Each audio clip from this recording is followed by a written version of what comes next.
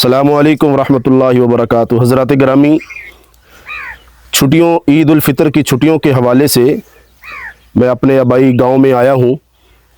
तो ये हमारे आबाई गांव का कब्रिस्तान है और मैं यहां अपने वालिद साहब की खिदमत में हाज़िर हुआ हूं।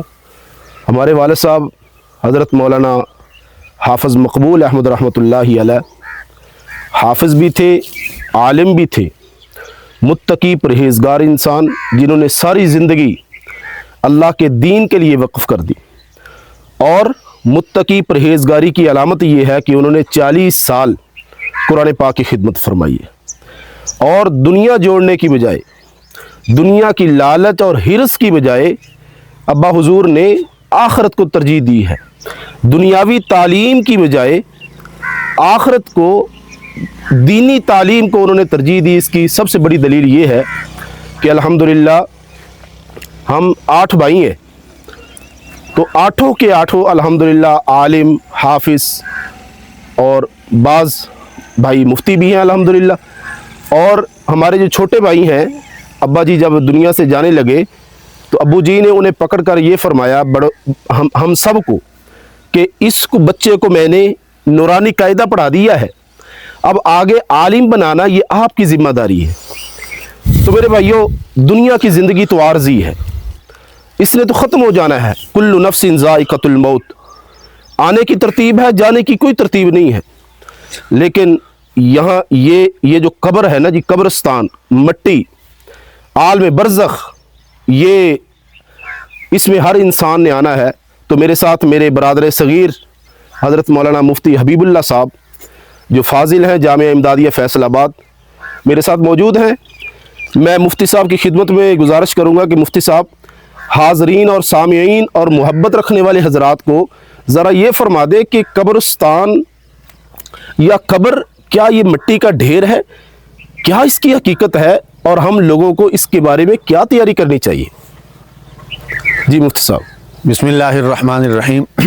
जगह जी लगाने की दुनिया नहीं, ये इबरत की जा है तमाशा नहीं।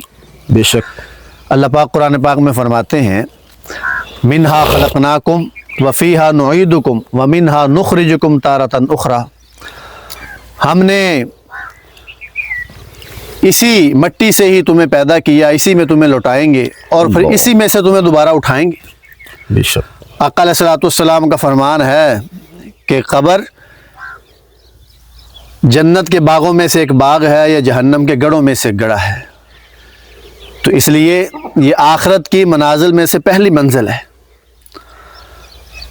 फरमाया कि जिसकी ये मंजिल अच्छी हो गई उसकी अगली सारी मंजिलें अच्छी होंगी। बेशक आका अलैहिस्सलाम शब बरात के हवाले से मशहूर वाक़या है। जन्नतुल बकी में तशरीफ़ ले जाते हैं और हफ्ते में कम अज़ कम एक मरतबा जुमे वाले दिन कब्रिस्तान में जाना ये मसनून है।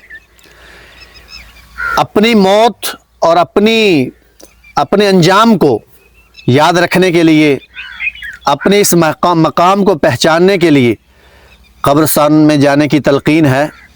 और हमारे आबा व अजदाद, हमारे अकाबरीन, हमारे बुज़ुर्ग जो ज़िंदगियों में हमारे लिए वरासतें छोड़ गए, माल जायदाद छोड़ गए और जो हमारे लिए मकानात छोड़ गए, तो उनका हमारे ऊपर ये हक़ भी है कि हम भी उनके लिए कुछ न कुछ, जो हमें वो कुरान सिखा गए, जो तालीम दे गए, तो उस हवाले से हम भी उनके लिए सदका जारिया बने। तो अल्लाह का शुक्र है, अल्हम्दुलिल्लाह हमारे वालिद साहब इंतहाई खुशकिस्मत इंसान हैं कि सारी औलाद दीन की तालीम से मुज़य्यन है अल्हम्दुलिल्लाह। तो अब्बा हुजूर की क़ब्र इंशाअल्लाह नूर से मुनव्वर है और ता हद्दे निगाह अल्लाह के घर में उम्मीद है, वसी और अरीज़ है।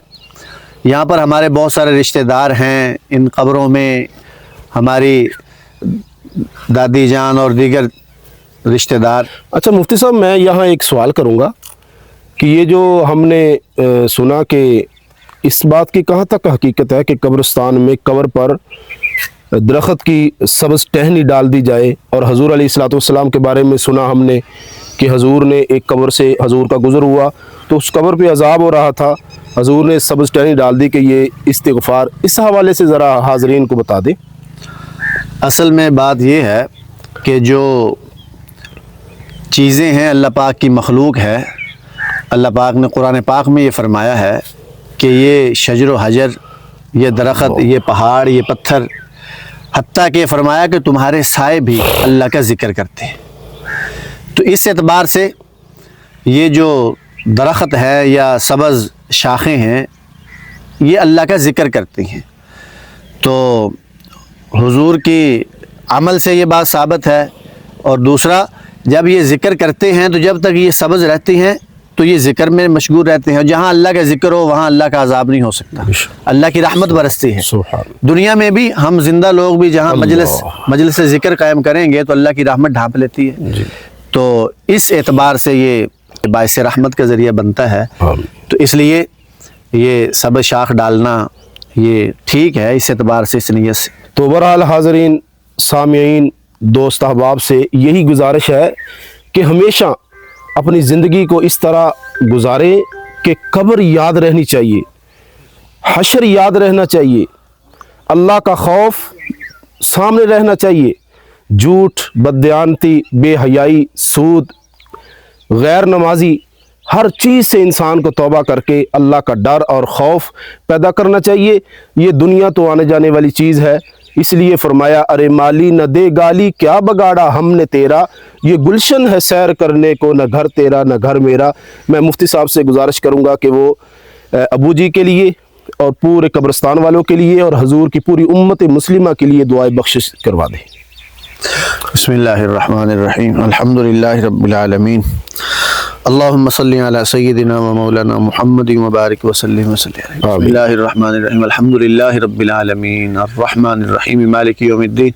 ایاک نعبد و ایاک نستعین. اہدنا الصراط المستقیم صراط الذین انعمت علیہم غیر المغضوب علیہم ولا الضالین آمین. بسم اللہ الرحمن. قل هو الله احد الله الصمد لم يلد ولم يولد ولم يكن له كفوا احد.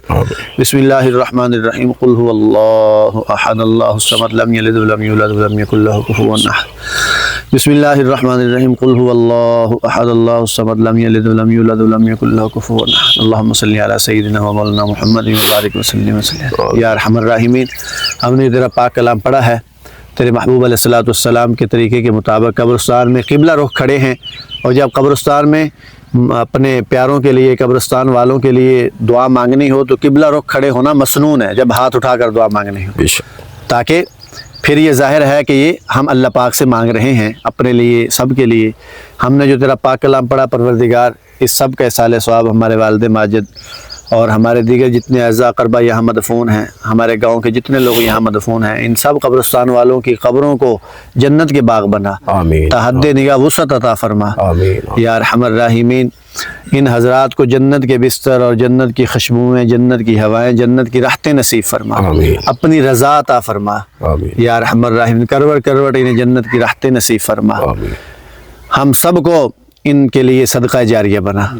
یا ارحم الراحمین، تو اپنے فضل و کرم سے، اپنی رحمت سے، اپنے نیک برگزیدہ پاکیزہ بندوں کے ساتھ ان کا حشر فرما. ہماری جو حسنات، عبادات، ذکر، اذکار، صدقات، خیرات، ان سب کو ہمارے ان والدین کے لیے، رشتہ داروں کے لیے صدقہ جاریہ بنا. یا ارحم الراحمین، ہم سب کو موت سے پہلے پہلے موت کی تیاری میں لگے رہنے کی توفیق عطا فرما. وصلی اللہ تعالی علی حبیب خیر خلق محمد و آلہ و صحبہ و اہل بیت اجمعین.